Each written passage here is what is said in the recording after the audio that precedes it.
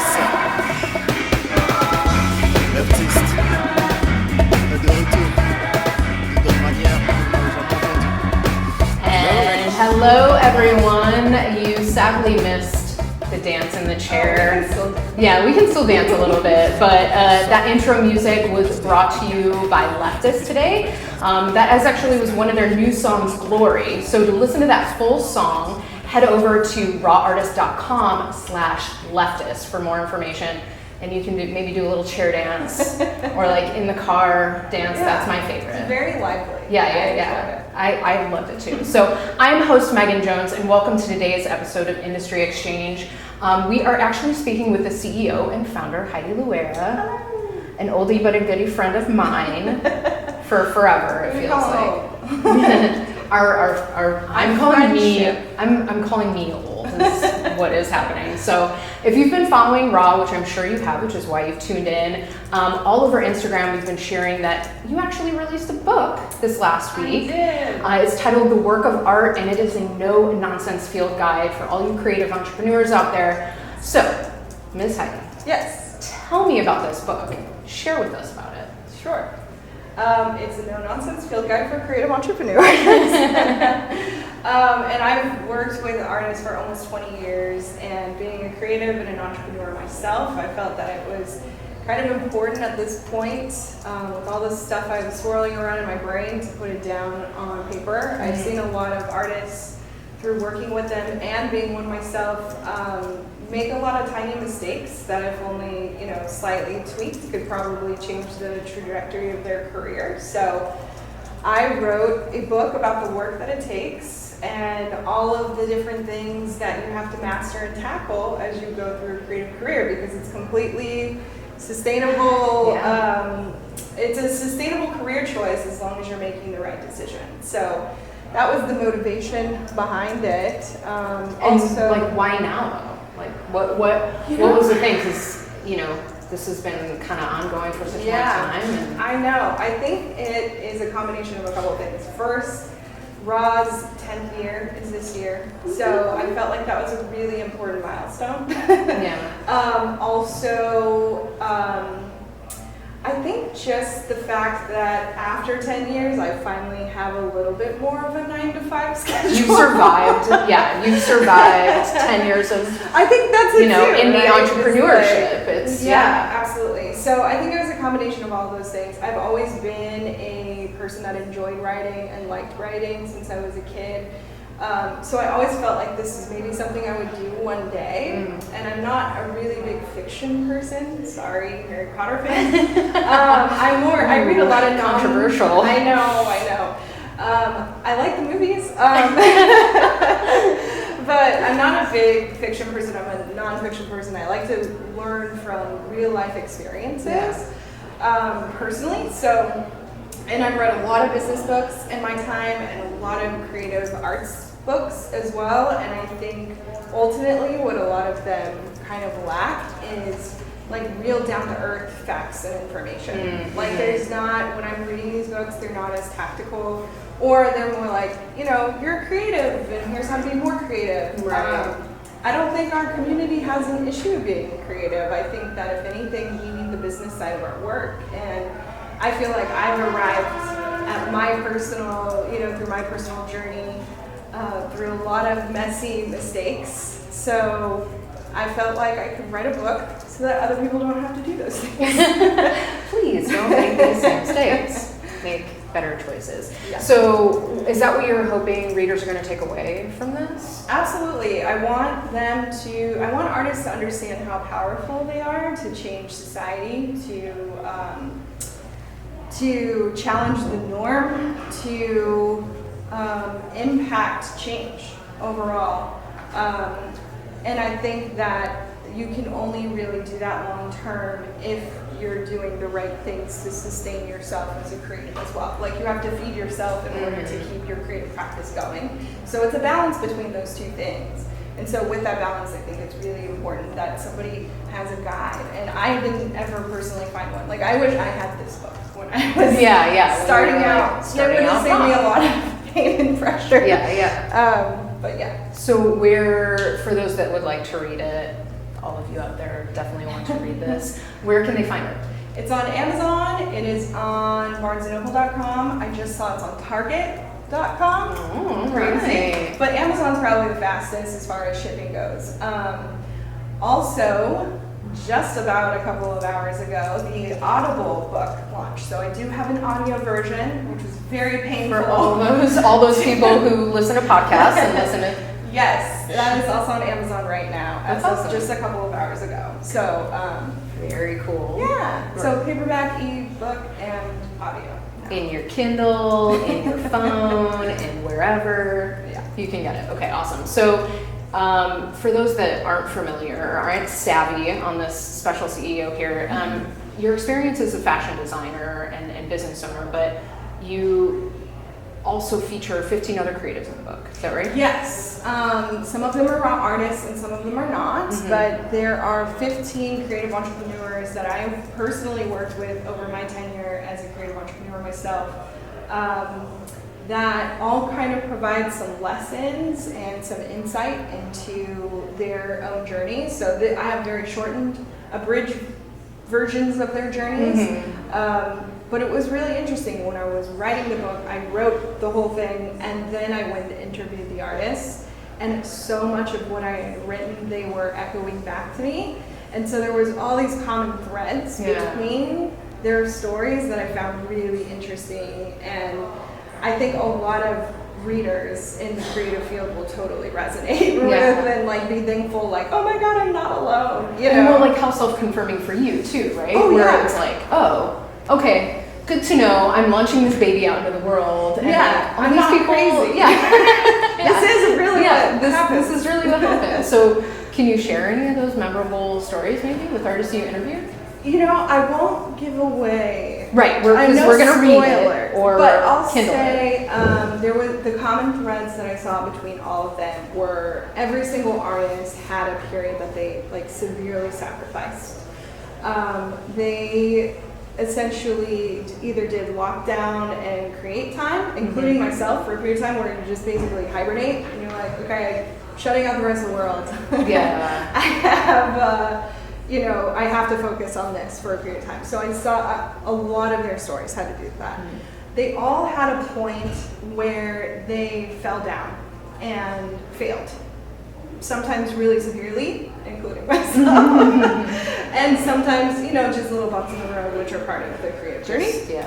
But they all got back up and they didn't give up. And so I thought that was really great to hear all the different capacities throughout the book and throughout their stories. But yeah, there was a lot of common threads that as I was writing it and hearing their stories, I was like, oh my goodness, okay, yeah. So we're not alone. Like everyone goes through this, and as much as they don't, maybe not all the time honestly talk about it or 100% truthful about it, it does happen, and I think it's important for us to share our stories and those messy mistakes and the embarrassing things Seriously, that we did. learn from me. Like, please don't let this happen to you because it sucked for me. So Absolutely. So we actually have a question from the audience, which kind of piggybacks off of that. You're talking about falling down, all these things. What are some common mistakes? Like one common mistake that maybe was either, through who you interviewed or just that maybe you highlight in the book? Okay, so some common mistakes that I see a lot of creative people make. I'll give 3. The first one, I think, is not determining what you want. I think that's really hard and you feel like you're bumping around everywhere. I think you have to have an end point. You have to have a goal. If you want your work to be in a gallery, okay, that's your goal. Great. Now, what are the steps that you can take to get to that point? The second thing is I don't think people have enough patience. And I think this is just a human problem. Yeah. I mean, especially in today's society, right? Yeah, it's also our generation. Like, it's so ubiquitous with on demand. I can get food delivered. I can get entertainment. I can go on a date in 10 minutes. Yeah. I mean, I'm married, so but you could hypothetically do that. Yeah. But so we want everything right now, and I think your creative career is the one thing that you can't rush, and the more you rush, the worse it's going to be. So you really have to have that plan for 5 years, 10 years. What is that going to look like down the road, you know, and really know that this is a marathon. It's not a sprint. It takes time. And then the third one I would say is, and the biggest one really, that creative struggle with, myself included, at least in my early years when I was learning, is not understanding money or the business side and how to save or invest time or money. $1 bills, y'all. And it's difficult, you know, there's not, traditionally there hasn't been a lot of, you know, funding in the arts. But there's never, also right now in our generation, a pro of it is that there's never really been a better time to be an independent artist. You have so many resources at your fingertips that our parents and their parents didn't have. I mean, we have the internet. Yeah. So you can learn anything. You can make an income from that. You can start a business on the side while you're working full time. There's so many opportunities to be creative and have a sustainable career. Yeah. So is there anything, because I'm always kind of looking for the goss, the hot goss, you know, as the kids are saying, is there anything that you're leaving out of the published version? Yeah. Oh. Anyone who wants it can email me. Your inbox going to be blown up for this. Oh my goodness. No. Nothing crazy. There was an instance which you can read about in the book, about a specific person who tried to kind of bring Raw down at one point, and I wrote quite a bit about that, and then I decided I know where my center is. Yeah. Maybe you made peace with it. I mean, it was very cathartic. I've been a rock star a long time, so I know, but my lips are sealed. I'll take it to the grave. Yeah. But you know, so you've had a lot of endeavors, but this was your first time writing a book, and so what I guess was the most surprising thing is, like, now that you've learned, becoming a self-published author. Oh my God. She's writing another book. You can expect a second edition. Not right now. Yeah. It was a huge, it's kind of like anything else, right? I had to take my own advice throughout the course of the project because I think I had an idea of what it was going to be. Yeah. And then as I got into it, I was like, okay, this is way more than I bargained for. And like, okay, so I got through that level and it was like, there's way more than that. So many layers. Yeah, lots of layers. And I wanted to be really thoughtful, so I took like almost 2 years to write this and to really, really refine it and to make sure that I was having all of the stuff that I would want to know in it. So it was a journey. I can definitely say that. It was for sure a marathon. I am glad it's over. Yeah. I'm excited and I'm happy to share the story and the words and all of the things. But it was a lot of work. Yeah. It was a ton of work. So this is off the hip. One thing that if somebody maybe out there who's a creative writer, who's you know, a performing artist of some sort, is thinking about publishing a book, what was the first thing where you realized, okay? I got an editor. I hired an editor. I recommend a professional team. Like, I self-published this, but I by no means did this by myself. I hired a great editor. She's edited Maria Gagliano. She's fantastic. I'm plugging her. She's like barely on Instagram, so she's gonna be mad. She's very private, but she was fantastic, and she really helped me kind of uncover what I was trying to say. She's like, I see what you're saying here, but can you rephrase this or whatever? Yeah. She was also really very in-depth person who helped me kind of take the book to the next level and like parallel it with the artist journey, which the second she said that to me, I was like, I know exactly what to do. Yeah. So she was a great coach, throughout the process. So I would say hire an editor. That's like the best thing you can do. But also stick to your guns. The other reason that I self-published this book is because I wanted to say what I wanted to say without being filtered by a publisher. You can totally do this yourself. Like you could publish something tomorrow on Amazon. I just wanted it to be really good and to make sure that it was beneficial because I spent a lot of time on it. Well, and I think that that's also kind of like akin to the lesson that you're, note that you're giving creatives is like you have to put in your time. You have to. Yeah, you have to invest. Yeah, you have to invest in that. And exactly. If that's something that like you're truly putting your best version of yourself and sharing that with people. Yeah. You want to put your best foot forward. So yes. So now that you birthed this other baby, so she's had so many babies. She's got the Raw baby, the Film Fest baby, I don't know. Now that it's all said and done and out there, how you feeling? I'm feeling good. 2 years.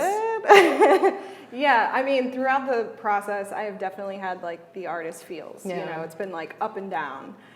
This was my first like personal creative project that I wasn't working on with this huge team. Yeah, how crazy. In a long time. Yeah. Since I probably had my clothing line.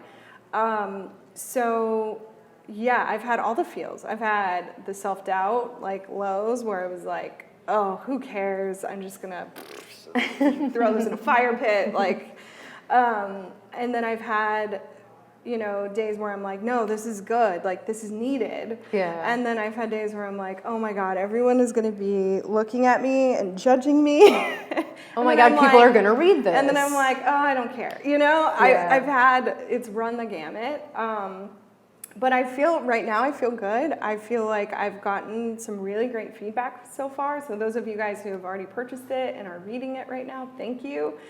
It means a lot to me. And I'm sure just as it does for all of the creatives, when you create something and you pour your heart and soul into it and you want to put it out there and on display, it is a really nerve-wracking thing. And you just hope that like someone gets something good out of it. So if one person did, I am happy. And so far that's been the case. A lot of people have written in and said that they're really enjoying it and that it's helpful so far.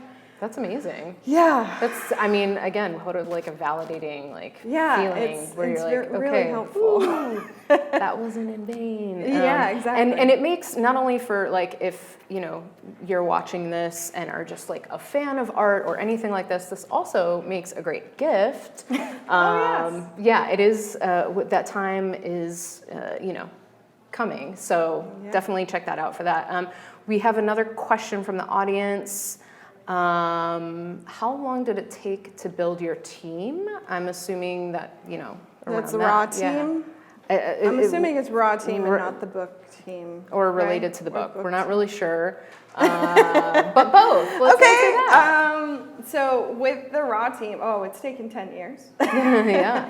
I think that you need different types of people involved in your creative business at different stages of it.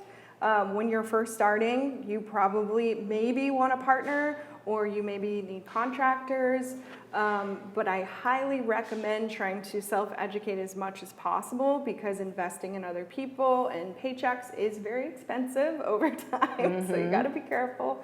But yeah, our team is constantly evolving and growing, and some people, when you're just starting out, are the perfect match, Like Meghan, for instance, was a pioneer. She was working in our showcases when we were brand new, didn't even have a website. Now our joke is we met on Craigslist. We totally met on Craigslist. We were hiring from Craigslist. And then I met this great gal. And then there's this. So, and Meghan was part of the crew that really helped us, burst through and explain who Raw is. And now she has her own creative entrepreneurial pursuits that, she doesn't work for Raw full time anymore, but that's her journey and that's Raw's journey. Just you need different things at different times. So it does take time to build a team. Finding the right person to work with is really important. There are some guides in my book, actually, on how to make sure. It's lovely. The work of art book. That you're not partnering too much out of convenience, that you're not partnering too much with the wrong people or the wrong crowd, and really kind of feeling out that situation. So I hope that answers the question. We hope so. If not, tag us back. We'll want to be sure. And of course, thank you guys for following along. # Industry Exchange for anything like that. Please follow along. And then, of course, where can we follow updates on the book? At Work of Art? Oh, yeah, at Work of Art book. So you can follow that on Instagram. We're sharing stories and all the kind of behind scenes things here. So be sure to check that out. Another great question from the audience here. Tips on overcoming creative block other than lockdown. Ooh. Okay. Yeah. I think the lockdown period is really like when you've got your idea and then you want to like hit it hard and sacrifice a lot for a period of time. I think if you're trying to overcome creative block, what I do personally is I get out of my normal surroundings. So like I have a nice park that I really like going to, and that kind of helps clear my mind, and I kind of start to think about things. But go to the place that you feel the most creative randomly too. And I don't do this like regularly unless I'm going somewhere, but airports, I always get really inspired at airports. Like I have all these ideas. So maybe I should go to LAX next time. Yeah, right. But go to a place where you can kind of be out of your normal routine or your comfort zone. That at least that is, from my standpoint, what I've personally done, and I feel like that always kind of clears my head. If you're just going from your office to work to your car, and it breaks it up, right? Yeah, it kind of like different geographic location. It changes things. I think the thing about airports is like it's very exciting to kind of think about all the people and all the stories and all the things and where everybody is going, and it's like I can see how that would be really inspiring. Yeah, it's inspiring for me. I don't know why. So, what about another question from the audience? Thanks, you guys, for sending these questions, and really appreciate that.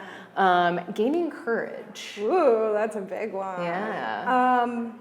I think the only way to overcome self-doubt and gain courage and become bolder is by unapologetically putting yourself out there.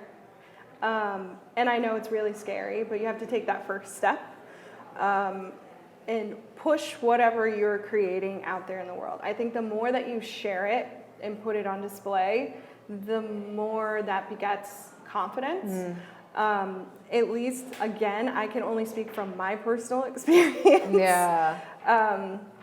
Everyone, I'm sure, is different, but that's the only way I've ever seen myself be able to kind of overcome self-doubt and be courageous, is if I just go for it. Yeah. And I try and put my blinders on and just head into the belly of the beast there. I'm always like, the worst that somebody could say is no, like, you know, in any given situation. So, okay, recommendations for balancing that work-life balance. Oh my goodness, health and creative and business, yes. Yeah. Oh, it's really hard. Yeah, that's a toughie. That is a toughie. So I have actually something in my book. When I was writing this book, I had to, obviously, running a company, we were gearing up for a launch in Mexico. Shout out to Maria and Pepe.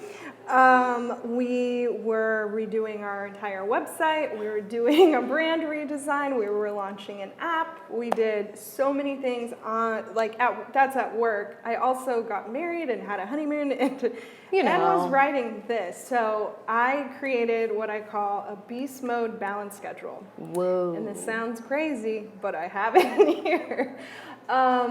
It was essentially, I laid out every hour of my life over a week span, and I basically just decided I'm gonna have to miss some birthday parties, I'm gonna have to miss some social obligations, but I'm gonna wake up at this time, I'm gonna go to the gym, and then from this time to this time, I'm gonna eat breakfast. Like, I literally scheduled my entire day, and I tried to stick to that as much as possible with allowing myself rest. But basically, being able to balance, my day-to-day responsibilities, I came home, had dinner, did whatever I needed to do, and then had, from 7 to 11 p.m. I would write, and I would keep on that rotation until the project was finished. So I think you have to schedule those things in, and you need to clock into your creativity like any other job. But block schedules for me have worked wonders. Yeah. That's the only way I've ever been able to accomplish this. But I will say, caveat, I had to take a week or two off and literally be a pajama monster in my house. A lot of Netflix. And I was like, wired on coffee or like drinking whiskey till 4 in the morning, writing things, like I had to be a bum and like not shower. Yeah, no, that was sometimes my you just need to get and through it. create Yeah. Time. And I did that I want to say a total of 9 days throughout the process. But other than that, I was balancing it with everything else. So I want to say first, it's hard to get organized. 3, you don't have to stick to the schedule so regimented because you don't want to wear yourself out. Definitely make time for rest, but yeah, I think it's also just a matter of putting it out there though, right? Like you said, maybe you don't follow the schedule to a T, but I think putting it out there and visualizing it, and an analog girl, just gotta I'm a paper planner person. I have an actual physical planner. It's a whole thing with different colored highlighters. It's weird, but I'm into it. And that's whatever works for you. But I would say it's difficult, but it can be done. You have to want it. You have to want it. You have to sweat for it. You have to sacrifice for it, for sure. So any final words, do you think, of wisdom or encouragement that you want to offer our wonderful creative family out there? I will say that if you want a sustainable long-term career as a creative, it's completely possible. But we have to stop as a creative community giving ourselves excuses and giving ourselves reasons for why we can't do something and figure out how we can. And I think that really comes down to self-education and learning the business side of your work. Again, I don't think we have much problem, being creative. Yeah, no lack of that. Yeah, but we have all the tools and resources available to us in this generation to launch us forward on a sustainable business level. And so if you're down to do the work, if you're down to sweat for it and push through all the adversity that comes along with it, it is completely possible to do it.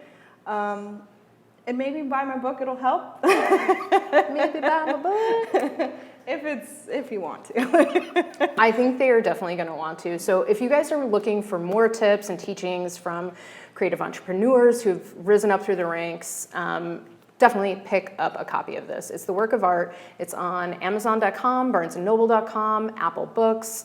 Like Heidi said, she just did an Audible, so you can listen to it, you can read it on your Kindle, whatever you like, and stay tuned to at the Work of Art book on Instagram for all the updates on what's coming up the pipeline. So thank you so much for sharing. Thank you. So crazy. Y'all, she wrote a book. Can you believe it? I can't. I can't believe it either. This is amazing. So I'm super proud of you. Thank you. This is amazing. You guys go pick this up. Even if you aren't an artist looking for information, somebody in your life is, otherwise you wouldn't be tuning in. So stay tuned. Next month we'll have another guest here on Industry Exchange. Follow all our shenanigans at Raw Artists. My name is Meghan Jones. Thank you so much for joining us today, guys, and for your questions. We really appreciate it.